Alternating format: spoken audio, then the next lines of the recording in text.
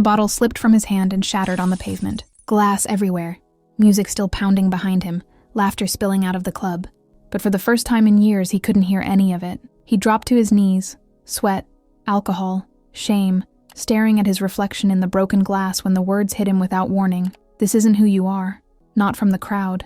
Not a memory from church. Something deeper, quieter, heavier. He laughed at first, bitter.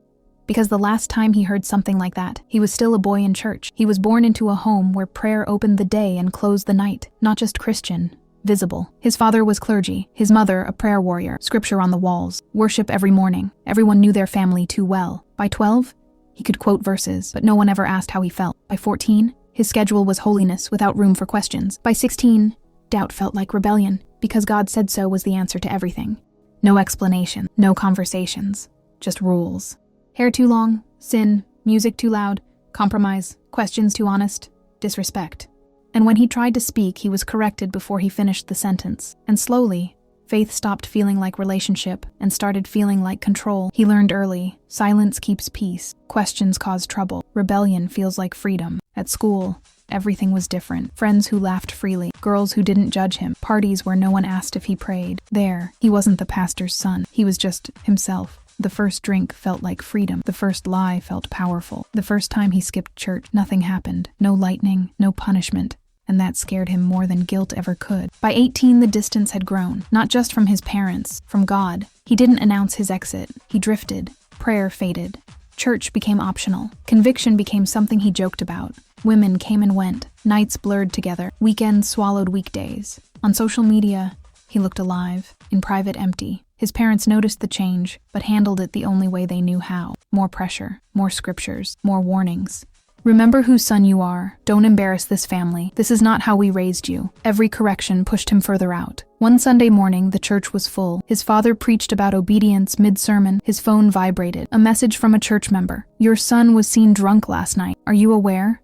His father froze. Just for a moment, the words didn't just sting, they echoed. The congregation noticed. He finished strong, but when he stepped down from the pulpit, something cracked inside him. That night, there was no shouting at home, just silence, tears, and a question they had avoided for years. Did we raise a son or protect a reputation? His mother remembered how quickly she shut him down when he questioned faith. His father remembered correcting behavior but never shepherding the heart. They realized something painful. They taught him what to believe, but never walked with him through why. That night, their prayers changed. Not God fix him, but God heal what we broke. Back on the street outside the club, he stood up slowly. The voice hadn't left. This isn't who you are. He walked away from the noise and sat alone. And for the first time in years he prayed, not polished, not religious, just honest. God, if you're still there, I'm tired. No thunder, no miracle, but something shifted. Days later, he wandered into a small weekday church, anonymous, quiet.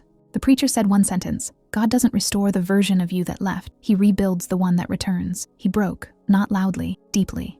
Change didn't happen overnight, but it was real. The drinking stopped. The emptiness lifted. Hunger for God came, strong, stronger than expectation. One night, sitting alone, he knew he had to go home. His parents were in the living room when he arrived. He didn't wait for accusations. I'm sorry, he said, for rebelling, for leaving, for the silence. His mother stood up first. We're sorry too. His father followed, for demanding obedience before offering understanding. No sermon, no conditions, just grace. Today his faith isn't borrowed, it's rooted. He serves God, not out of pressure but love. He teaches, but most importantly, he listens. He knows now, you can grow up in God's house and still leave his presence. But grace doesn't stop at the door you walked out of. It waits. If this story feels like yours, if you've drifted, grown tired, or felt unseen, God isn't asking you to perform your way back. Just return, right now. Whisper this, God, I'm coming home. And if this story spoke to you, stay connected with Heritage TV, Modern Scrolls, where ancient truth meets modern lives. You're not too far gone. You never were. God bless you.